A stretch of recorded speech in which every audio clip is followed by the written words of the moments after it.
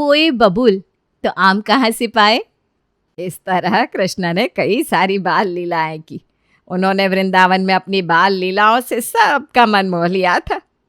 किंतु जब वे वहाँ से चले गए तो वृंदावन वासी बहुत दुखी हो गए। उनसे कृष्ण का विरह सहा नहीं जा रहा था। फिर कृष्ण कभी वहाँ लौट कर नहीं आए दादी माँ? नहीं, वे कभी लौट कर नहीं आए। किंतु उनकी यादें, उनकी लीलाएं आज भी आपको वृंदावन में महसूस होंगी। दादी माँ, ये बहुत ही सुंदर कहानी थी।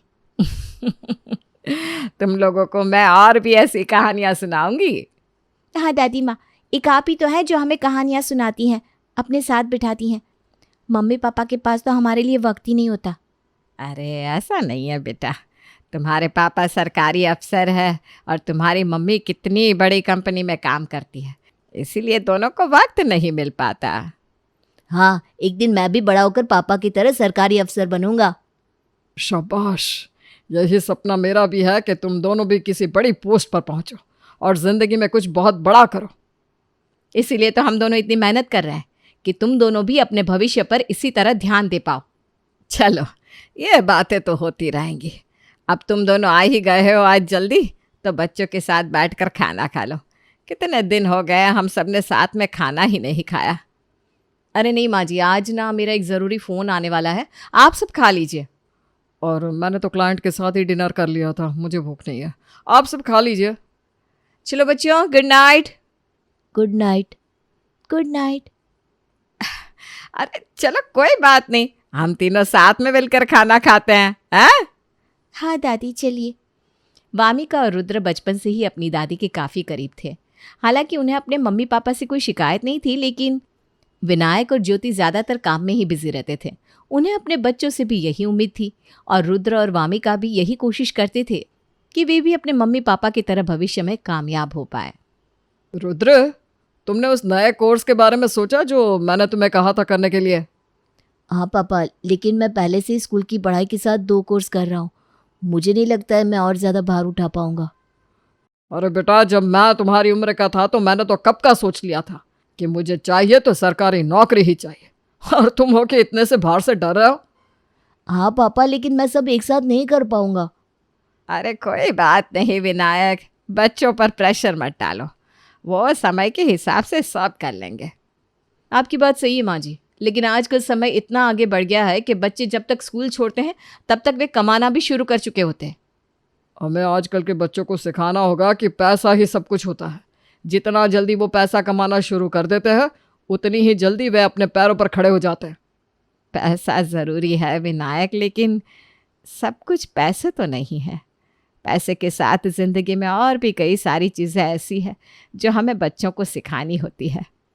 माँ जी, आजकल प्रैक्टिकल होना ही चाहिए, क्योंकि महंगाई इतनी बढ़ गई है और अगर आपको अच्छे से अपनी ज़िंदगी को जीना है तो आपके पास पैसों का होना बहुत ही ज़्यादा ज़रूरी है। पैसा इतना ज़रूरी है क्या पापा? अरे बेटा, पैसे से आप कुछ भी हासिल कर सकते हो। अगर आपके पास पैसा नहीं है तो कोई भी आपको इज्जत नहीं करता। हाँ बेटा, जब आप एक अच्छी पोस्ट पर होते हैं तब तक ही सब आपके आगे पीछे घूमते हैं। हाँ, लेकिन ज़िंदगी सिर्फ पैसों पर तो नहीं चलती बेटा। वहाँ प्यार, इज्जत और संस्कार के लिए भी जगह होना बहुत ज़रूरी है। वो तो हमारे बच्चों में है ही माँ, उसकी हमें कोई चिंता नहीं है। रुद्र और वामिका की परवरिश में विनायक और ज्योति ने काफ़ी सारे फैसले बड़े ही सोच समझ कर किए थे, जैसे उन्हें किस अच्छे स्कूल में डालना है, किस ट्यूशन में भेजना है, कौन सा कोर्स करवाना है। लेकिन इस बार जो उन दोनों ने अपने बच्चों के लिए फैसले लिए थे वो कुछ ज़्यादा ही बड़े थे। माँ, इससे बच्चे आसानी से पढ़ाई पर ध्यान दे पाएंगे। अरे विनायक, घर के होते हुए बच्चे हॉस्टल में जाकर रहेंगे, मुझे ये बात बिल्कुल सही नहीं लग रही है। जब उनकी परवरिश घर में ठीक से हो रही है तो उन्हें बाहर भेजना ही क्यों है? माँ, वहाँ बच्चों को स्पेशल पढ़ाई करवाई जाती है और उनका सारा ध्यान सिर्फ पढ़ाई पर ही रहेगा, कहीं यहाँ वहाँ भटकेंगे भी नहीं। तो यहाँ रहकर भी तो पढ़ाई कर रहे हैं ना। नहीं नहीं, बच्चों को हॉस्टल मत भेजो। माँ, मैं जानता हूँ आपको बच्चों से प्यार है, लेकिन उनके भविष्य के लिए ये बहुत ज़रूरी है। आप देखिएगा, वो दोनों वहाँ से कुछ बनकर ही लौटेंगे। घर से दूर रहकर बच्चे प्यार, इज्जत, भावनाओं को भूल जाते हैं विनायक। मेरी बात मान, ये मत कर। यहाँ रहकर वो जैसे पढ़ रहे हैं ना, उन्हें ऐसा ही रहने दे।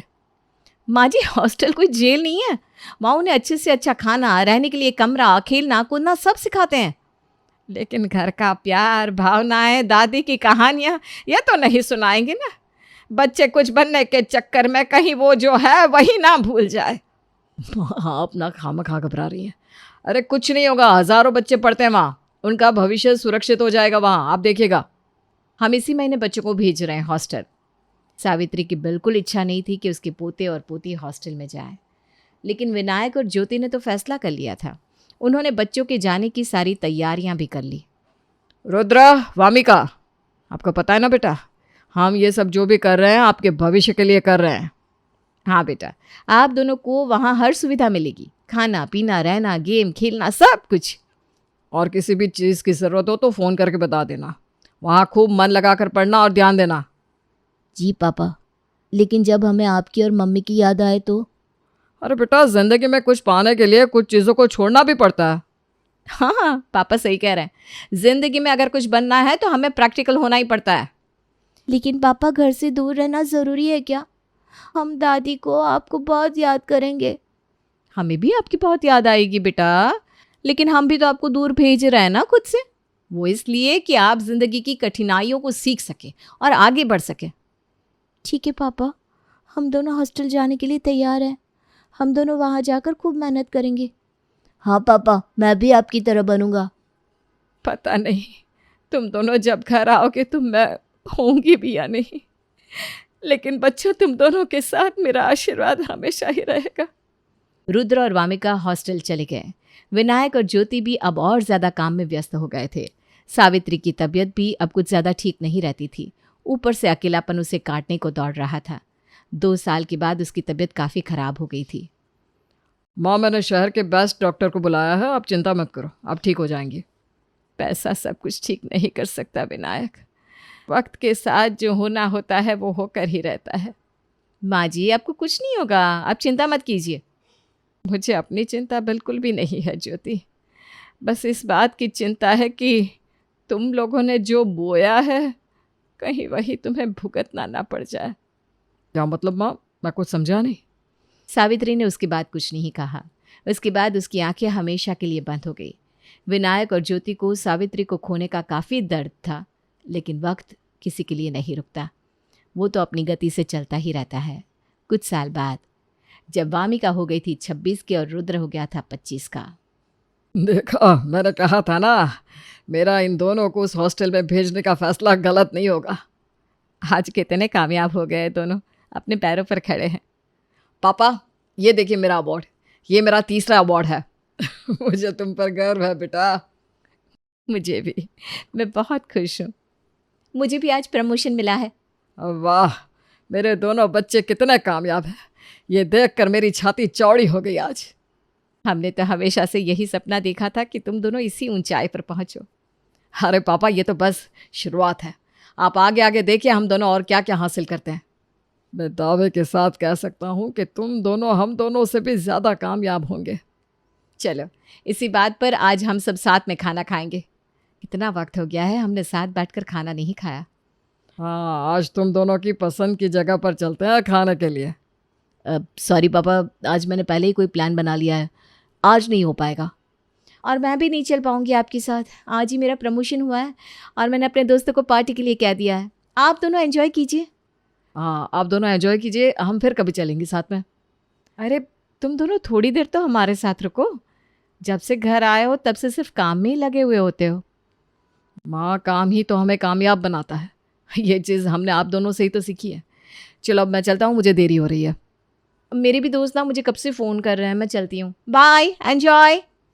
अरे कोई बात नहीं, कुछ दिनों में दोनों फ्री हो जाएंगे, फिर हम सब साथ में घूमने चलेंगे। ठीक है। विनायक और ज्योति ने अपनी पूरी जिंदगी काम किया था, इसलिए वो समझ सकते थे कि उनके बच्चे भी बिजी हैं। लेकिन धीरे धीरे वो काम कब उनके वक्त की कमी बन गया और वक्त की कमी कब उनका बहाना बन गई, ये विनायक और ज्योति को अब एहसास हो रहा था। आज तो मेरा जन्मदिन है, आज तो दोनों बच्चे ज़रूर घर आएंगे, नहीं विनायक? हाँ, बचपन में याद नहीं कैसे वो तुम्हारे जन्मदिन की राह देखते थे, गिफ्ट्स भी तैयार रखते थे। हाँ, हम सब साथ में केक भी काटते थे। लेकिन कभी कभी मैं काम की वजह से उनके साथ मना नहीं पाती थी जन्मदिन। लेकिन आज ना मैं उनके साथ ही अपना जन्मदिन मनाऊंगी। वो दोनों आते ही होंगे मुझे विश करने के लिए। हाँ भाई, अब तो दोनों कमाने भी लगे हैं। आज तो तुम्हारे लिए बढ़िया सा गिफ्ट लेकर आएंगे। ये लो, वामिका तो आ भी गई। आप दोनों अभी तक बैठे हैं, क्या बात है? तुम्हें याद नहीं आज क्या है? नहीं, क्या है आज? हाँ, आज मेरी एक ज़रूरी मीटिंग थी, वो ना बहुत अच्छे से हो गई। अब तो ऐसी थकी हूँ, सो जाऊंगी फटाफट। अरे आज तो मेरा भी काम बहुत अच्छे से हो गया। वो नया प्रोजेक्ट मिल गया तुझे? अरे हाँ, मिल गया। अब उसकी टेंशन भी मिट गई। तुम दोनों को सच में याद नहीं है कि आज क्या है? क्या है आज पापा? आज तुम्हारी मम्मी का जन्मदिन है। तुम दोनों को याद भी नहीं है वो कब से तुम्हारा खाने पर इंतज़ार कर रही है। ओह, आज आपका जन्मदिन है। सॉरी, मुझे तो याद ही नहीं रहा। Happy birthday mummy. मैं कल ना आपके लिए कुछ गिफ्ट ले आऊँगी। बचपन में तुम दोनों कितने खुश होते थे ज्योति के जन्मदिन पर। अब तुम दोनों को याद भी नहीं रहा। अरे पापा, होता है, इसमें कौन सी बड़ी बात है। बचपन में कई बार आप भी हम दोनों के बर्थडे पर नहीं आते थे। हम दादी के साथ जन्मदिन मनाते थे, लेकिन हमने तो कभी ऐसा नहीं कहा आपसे। हम दोनों काम में व्यस्त रहते हैं। होता है, कल ले आएंगे ना गिफ्ट मम्मी के लिए। बात गिफ्ट की नहीं है बेटा। तुम दोनों आजकल हम दोनों के साथ बैठकर 2 पल बातें भी नहीं करते। मम्मी, हम दोनों काम करते हैं, हमारी खुद की भी ज़िंदगी है। अब आप दोनों ने तो अपनी ज़िंदगी जी ली ना, तो हमें भी अपनी जीने दीजिए। मैं बहुत थक गया हूँ, मैं जा रहा हूँ सोने। Good night. Bye, good night. अरे तुम दोनों। रहने दो, हमने ही उन्हें सिखाया है ना कि कामयाबी हासिल करो। उनकी गलती नहीं है। कोई बात नहीं, धीरे धीरे समझ जाएंगे। ज्योति और विनायक अब जिंदगी के उस पड़ाव पर थे जहां उन्हें अपने बच्चों की ज़रूरत थी, लेकिन उनके दोनों बच्चों के सर पर तो बस कामयाबी हासिल करने का और पैसा कमाने का भूत चढ़ा हुआ था। अब उन दोनों ने अपनी ज़िंदगी के फैसले भी खुद लेना शुरू कर दिया था। क्या मतलब वामिका कि तुम अगले महीने शादी कर रही हो? हाँ बेटा, हमने ना लड़की को देखा है, ना उसकी फैमिली को, ना हमने तुम्हारी शादी की तैयारियां की है। हाँ, तो मैंने सब इंतज़ाम कर दिया है। आपको बस मुझे आशीर्वाद देना है। तुम शादी करने जा रही हो और इतना बड़ा फैसला तुमने अकेले ले लिया? पापा, मैं 27 साल की हूँ, कमाती हूँ। अपनी शादी का खर्चा भी मैं अपने आप ही उठा रही हूँ। आप दोनों को दिक्कत क्या है? ये क्या पैसा पैसा लगा रखा है? 4 पैसे क्या कमा लिया, अपने माता पिता के आगे बोलने लगी हो? हाँ, तो आपने ही तो सिखाया है कि पैसा ही सब कुछ होता है, हम पैसे से सब कुछ खरीद सकते हैं। आप दोनों को आना है तो आइए मेरी शादी में, नहीं आना है तो आपकी मर्जी। ये रहा मेरी शादी का कार्ड। सही तो कह रही है वामिका। हमने ही तो इन्हें ये सिखाया है कि पैसा ही सब कुछ है, कि हम पैसे से और कामयाबी से सब कुछ खरीद सकते हैं।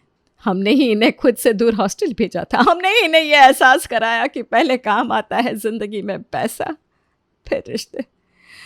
जब इन दोनों को हमारी ज़रूरत थी तब हम भी कहाँ इन्हें वक्त देते थे।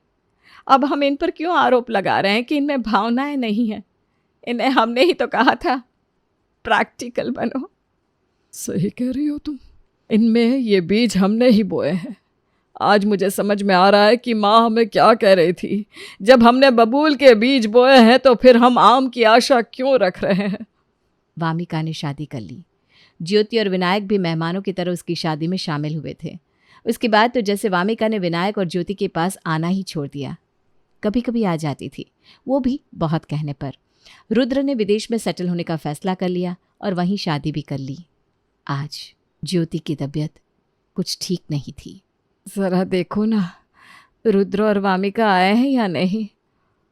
नहीं, रुद्र ने तो फ़ोन ही नहीं उठाया। उसने तुम्हारी देखभाल के लिए एक नर्स भेज दी है। वामिका ने कहा वो आएगी तुमसे मिलने जब वो फ्री हो जाएगी। मैं बस उन दोनों से इतना ही कहना चाहती हूँ कि जो गलती हमने की है वो गलती वो दोनों ना करे। वो अपने बच्चों को ये ना सिखाए कि पैसे और कामयाबी ही सब कुछ है। रिश्ते, प्यार, अपनों का साथ बहुत बहुत महत्व रखता है जीवन में। पर ज्योति, यह सुनने के लिए भी शायद उनके पास समय नहीं है। ज्योति और विनायक ने जो बीज बोया था उसका फल तो उनको चखना ही था। इसलिए आप भी अपने बच्चों में वही बीज बोइएगा जो आपको बाद में आम का स्वाद दे सके, ना कि बबूल की कड़वाहट। अब चयन आपका है, आप क्या चुनते हैं?